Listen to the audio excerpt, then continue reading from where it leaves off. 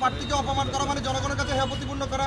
কাজে এই হেয় প্রতিপন্নর কারণে তা আপনি এখানে কেন অনশনে বসছেন? আসলে কিসের দাবিতে আপনি আজকে এখানে অনশন করছেন? এটার নাম হচ্ছে প্রতিবাদ অনশন ঘোষণা। জি। তার কারণ হচ্ছে নির্বাচনী কোনো লেভেল প্রিন্ট দেখতেছি না। কিছু প্রার্থীর লোকজন আমাকে ধমকাচ্ছেন, হ্যাঁ। বিভিন্ন ধরনের রাফ বিহেভ করতেছেন। প্রতিবাদ করার মতন আমার সেই জনবল নেই, আর জনবল দিয়ে রাজনীতি হয় না। ভোটের মাঠের ভোট হচ্ছে সাধারণ মানুষের কাছে, জনগণের কাছে।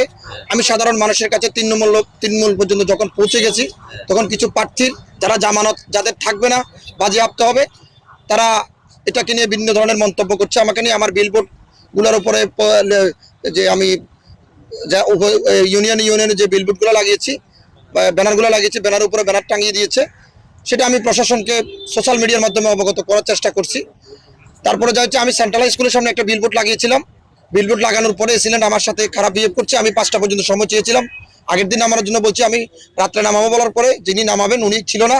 পরে দুপুরে ফোন করছে, পরের দিন 5টার ভিতরে নামানোর জন্য বলছিলাম, উনি আমার সাথে খুবই বাজে বিহেভ করছে, রিয়েক্ট করছে। তো আমি আমার ওনার আইনকে শ্রদ্ধা করি, আমি এটা নিয়ে আর কোনো কথা বাড়াবাড়ি করিনি। আমি আমার মতো এখানে কিসের দাবিতে আসলে? আজকে হচ্ছে শহরে প্রচুর পরিমাণ নির্বাচনী আচরণবিধি লঙ্ঘন করছেন প্রার্থীরা। কিছু প্রার্থীকে তারা সুবিধা দিচ্ছেন, কিছু প্রার্থীকে অসুবিধা দিচ্ছেন। কাজে প্রার্থীদের সাথে পক্ষপাতিত্ব করা হচ্ছে এবং কিছু প্রার্থীকে তারা একাদাস্তে মনে করেন। আমি মনে হয় কিছু প্রার্থীর কাছে রিটার্নিং কর্মকর্তার মাঠ পর্যায়ে কর্মকর্তারা বিক্রি হয়ে গেছে। প্রচুর পরিমাণ রঙিন বিলবোর্ড আপনি শহরে এখন যান পাবেন, এখন গেলে হয়তো পাবেন প্রচুর পরিমাণ রঙিন বিলবোর্ড। অর্থাৎ নির্বাচনী আচরণবিধি অনুযায়ী কোনো ধরনের রঙিন বিলবোর্ড টাঙানো যাবে না বা লাগানো যাবে না। তো সেক্ষেত্রে আমি আমার জায়গা থেকে নির্বাচনী আচরণবিধি এখনো পরিপূর্ণ মেনে চলছি। তো সেক্ষেত্রে যিনি সদরের রেসিডেন্ট আছেন জসিমউদ্দিন সাহেব, আমাকে যেহেতু উনি থ্রেট দিয়েছেন, আমি ওনার থ্রেটটাকে আইনগতভাবে শ্রদ্ধা করেছি এবং শ্রদ্ধার সঙ্গে আমি এতদিন খেয়াল করেছিলাম যে উনি বিলবোর্ডগুলো নামানো কিনা। বরং উনি একটি প্রার্থীর গাড়িকে জরিমানা করে সেই জরিমানার টাকা আপিলে ফেরত দিয়েছে, আবার উন্মুক্ত করে দিয়েছে সেই গাড়িটা প্রচারের জন্য। এরপরে দেখতেছি বিএনপির গাড়িও চলতেছে। তাহলে আমি কি অপরাধ করলাম? আমাকে সেই সুযোগটা দেওয়া হয়তো। আমাকে যদি আবার জরিমানা করে, আমি অল্প পয়সার মানুষ, স্বল্প মানুষ, কিছু টাকা পয়সা সবাই থেকে নিয়ে আমি একটা গাড়ি তৈরি করবো, আমাকে জরিমানা করে দিব, গাড়ি আটক রাখবে, তখন তো বিপদ না।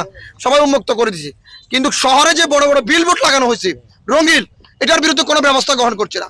শহরের মাঝখানে পুরো পোস্টারিং করে পুরো এখন আসলে আপনার কি দাবিটা? আমি এসিলেন্টের প্রত্যাহার চাই। 8 ঘন্টার ভিতরে এসিলেন্টকে প্রত্যাহার করতে হবে। এটা রিটার্নিং কর্মকর্তা বা প্রশাসনের যারা দায়িত্বশীল কর্মকর্তা আছেন, নির্বাচন কমিশন হস্তক্ষেপ কামনা করি। আমি প্রশাসনের রিটার্নিং কর্মকর্তার কাছে কোনো ধরনের আশার বাণী আমি শুনতে চাই না। দাবি না মেনে নিলে আসলে কি? দাবি না মেনে চলমান চলবে, ইনশাল্লাহ নির্বাচন পর্যন্ত চলবে, 12 তারিখ পর্যন্ত চলবে। ভোট জনগণ দিবে, ভোট আমার পিছনে 100 লোকে দিবে না, ভোট 100 লোক দিবে না, ভোট দলীয় কোনো নেতা কর্মী দেয় না, ভোট দেয় সাধারণ মানুষ। আমি সাধারণ মানুষের দৃষ্টি আকর্ষণ করছি, নির্বাচনের আগে প্রার্থীরা যে আচরণবিধি লঙ্ঘন করছে, সেই আচরণবিধি যে প্রার্থীরা লঙ্ঘন করতে পারে, সে নির্বাচনের পরেও জনগণের সাথে যে প্রতিশ্রুতি দিচ্ছে, সে প্রতিশ্রুতিও তারা বাস্তবায়ন করবে না। কাজে জনগণের সাথে তারা প্রতিনিয়ত প্রতারণা করবে।